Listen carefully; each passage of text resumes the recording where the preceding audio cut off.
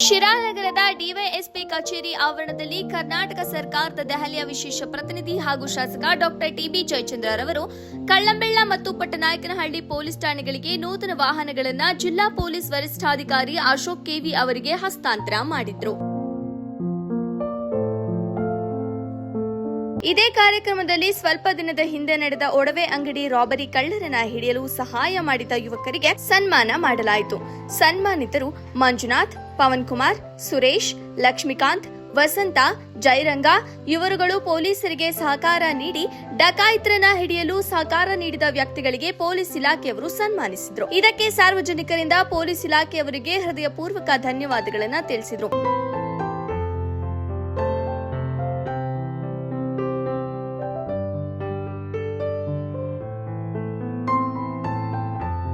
ಈ ಸಂದರ್ಭದಲ್ಲಿ ನಗರಸಭಾ ಅಧ್ಯಕ್ಷರಾದ ಜಿಶಾನ್ ಮೊಹಮ್ಮದ್, ಡಿವೈಎಸ್ಪಿ ಶೇಖರ್, ಗ್ರಾಮಾಂತರ ಸಿಪಿಐ ಶ್ರೀನಿವಾಸ್, ಮಾಜಿ ತಾಲೂಕು ಪಂಚಾಯಿತಿ ಸದಸ್ಯರಾದ ಪಿಬಿ ನರಸಿಂಹಯ್ಯ, ವಕೀಲರ ಸಂಘದ ಅಧ್ಯಕ್ಷರಾದ ಗುರುಮೂರ್ತಿ ಸೇರಿದಂತೆ ಅನೇಕ ಗಣ್ಯರು ಉಪಸ್ಥಿತರಿದ್ದರು.